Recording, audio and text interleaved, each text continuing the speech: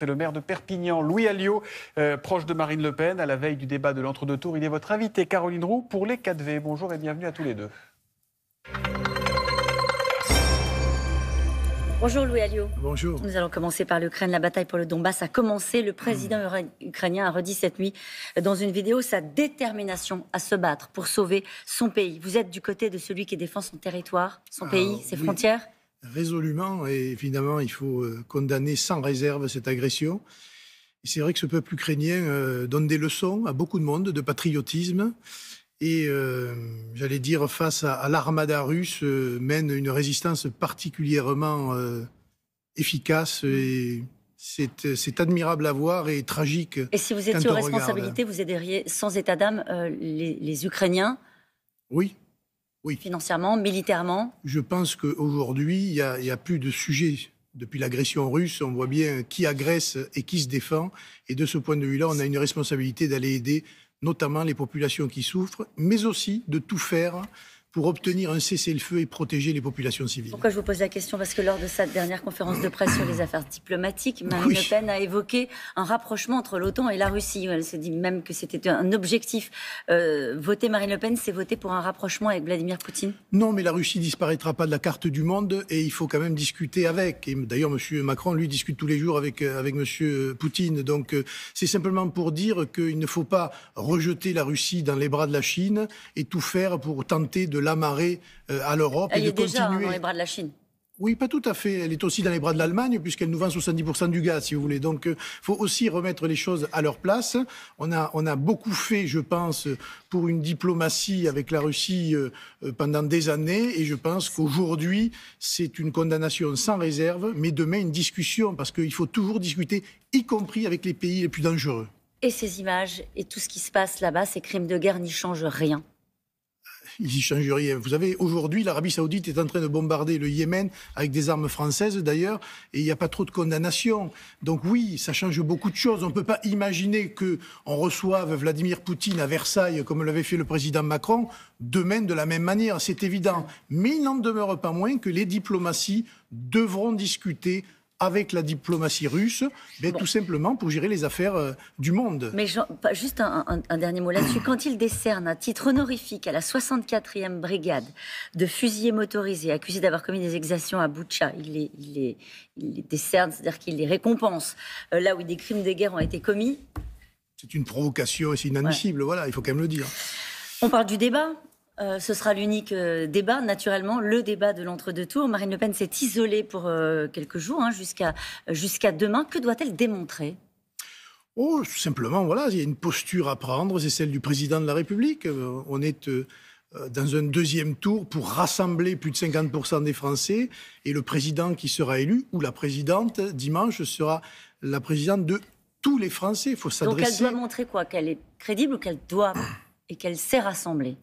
Je pense que les deux, à la fois crédible, qu'elle sait rassembler, mais surtout qu'elle incarne la fonction. Ce que n'a pas réussi à faire, quoi qu'on en pense, M. Macron, depuis 5 ans. Il faut retrouver les bases de C'est-à-dire, il n'incarne pas la fonction. Il faut retrouver les bases de la Ve République. On ne peut pas dire qu'aujourd'hui, M. Macron ressemble à ce qu'a été le général de Gaulle ou même Georges Pompidou. Donc il faut retrouver une solennité de la fonction, parce que je pense qu'elle s'est beaucoup perdue pendant ce quinquennat et pendant le quinquennat Hollande. Qu'est-ce que vous reprochez à Emmanuel Macron dans la manière qu'il a d'exercer la fonction présidentielle ? Une espèce de légèreté, de comportement, de communication. Mais un exemple ? De communication à outrance, tout le long de son septennat. Les petites phrases, cette espèce d'arrogance, la moquerie, d'aller dire si vous voulez du travail, vous n'avez qu'à traverser la rue, des choses comme ça. C'est pas digne, à mon avis, d'un président de la République. Ça veut dire qu'il n'y aura pas d'agressivité de la part de Marine Le Pen ?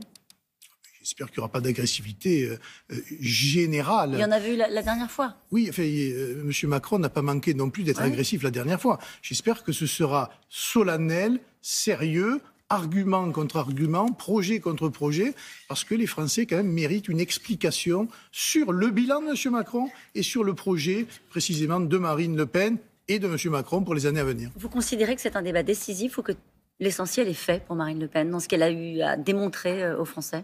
Non, vous savez, c'est comme dans le sport, jusqu'au dernier coup de sifflet final, il faut se battre. Et ce débat est un élément très important de la victoire de dimanche. Donc c'est particulièrement important, oui. Vous la connaissez bien, Louis Alliot. Elle a peur ? Je ne sais rien. Je pense qu'elle s'y prépare, elle a l'expérience maintenant, elle a beaucoup travaillé, elle maîtrise les sujets. Donc je pense que là, c'est pas une question de peur, c'est une question de concentration et puis de bien regarder son adversaire en face. Alors, il n'y a pas de tribune d'acteurs, de sportifs, des grands noms de la politique, d'anciens présidents qui soutiennent Marine Le Pen. Ça ne vous a pas échappé. Quand on lui demande qui elle prendrait dans son gouvernement, elle cite toujours le nom de Jean-Paul Garot. Il n'y en a qu'un. Est-ce qu'elle est aussi seule que la dernière fois, à la veille de ce débat d'entre-deux tours? Non, et puis c'est pas une question. Vous savez, ces tribunes, moi je les ai connues à Perpignan quand j'ai été élu. Tout le monde était contre moi, puis c'est le peuple qui décide et il vous met aux affaires. On est un peu dans la même configuration. Et en ce qui concerne l'équipe, est-ce que vous connaissiez, vous, M. Castaner, avant qu'il arrive dans l'équipe de M. Macron? Non, on n'en connaissait pas. On a évidemment des spécialistes autour de nous. Il y a aussi des politiques qui prendront leur place. Puis il y a l'union que nous voulons mettre en place à l'échelle du gouvernement. Et de ce point de vue-là, il y aura des personnes qui viennent d'autres horizons politiques. Et voilà, tout viendra, j'allais dire, en son temps. L'interdiction du voile dans l'espace public, c'est un élément fort de votre programme. C'est un élément. C'est ce que j'ai dit. Un élément fort de votre programme. Est-ce que, du coup, vous reconnaissez ce matin que ce n'est plus un sujet prioritaire et que c'est trop compliqué à appliquer et que vous ne pourrez pas le faire? Mais cette mesure, elle faisait partie d'un package contre la lutte contre l'islamisme. Il est quand même curieux que partout dans le monde, les femmes se battent pour précisément ne pas le porter, par exemple comme en Algérie il y a quelques années où il y a eu un mouvement massif de femmes pour ne pas le porter en raison de la pression sociale, et que nous, on soit obligés de se défendre parce que nous avons cette mesure dans le programme. Oui, non, c'est la capacité à l'appliquer. Oui, c'est aussi aujourd'hui la marque de l'avancée d'un signe politico-religieux dans beaucoup de quartiers et dans beaucoup de villes. Ce sera un débat parlementaire, ça fera l'objet d'une discussion et puis ce sera mis en application au fur et à mesure. Mais c'est pas du jour au lendemain, on va aller verbaliser les femmes qui portent le voile parce qu'il n'y a pas de loi sur la question. Il faut donc bâtir une loi et le débat aura lieu. Mais à quelques jours, on vous sent quand même moins enthousiaste à l'idée d'imposer cette interdiction du port du voile dans l'espace public. Il y a eu des revirements sur l'histoire du référendum sur la peine de mort. Est-ce qu'il y a d'autres ajustements qu'il faudra annoncer maintenant ?